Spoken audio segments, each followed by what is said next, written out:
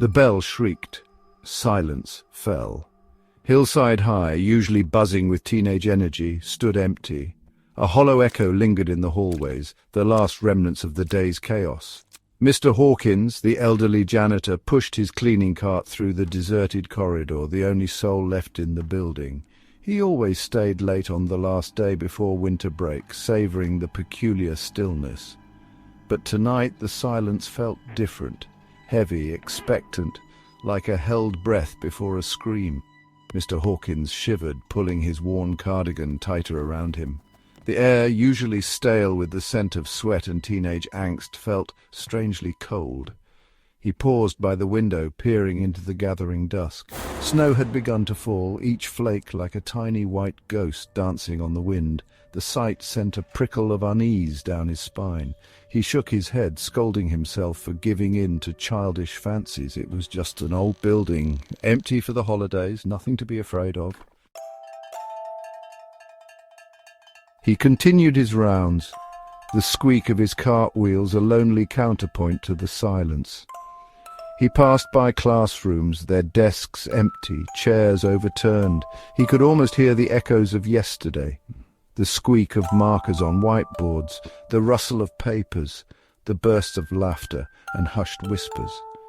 He remembered when his own children roamed these halls, their laughter echoing just like that. Time, he thought, had a way of slipping through your fingers like dust. He remembered the day the laughter died. It was a bright spring day, the air thick with the scent of blooming lilacs. A day that began like any other, filled with the usual rhythm of school life. But then the bell had rung, signalling not the end of a lesson, but a different kind of ending. The fire, the screams, the faces etched with terror, and then silence. The memory, sharp and painful, stabbed at him. He closed his eyes, pushing it back into the dark recesses of his mind. He reached the end of the corridor, stopping before a set of double doors. They were old, made of heavy oak, their paint peeling. A sign, barely visible in the dim light, declared, "North Wing, closed for renovation."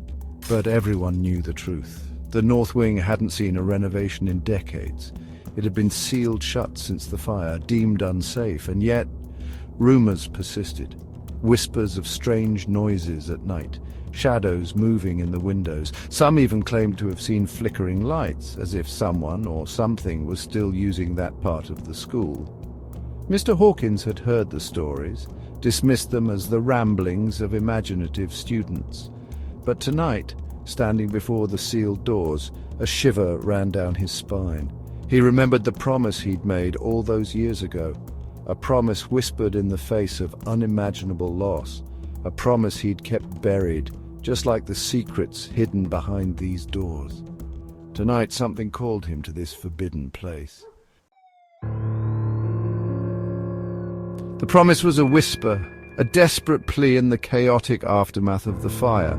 A frantic mother, her face streaked with tears and soot, clutching at his arm, begging him to find her daughter. "She's in the North Wing," she'd cried. "She loves the old library." He had searched, his heart pounding with each fallen beam, each lick of flame. But the fire had been relentless, greedy, consuming everything in its path. He never found the girl. He never told anyone about the promise. But tonight, standing before the sealed doors, he couldn't ignore it any longer. The promise tugged at his conscience, a heavy weight he'd carried for too long. He had to know. He had to see for himself if there was any truth to the rumors.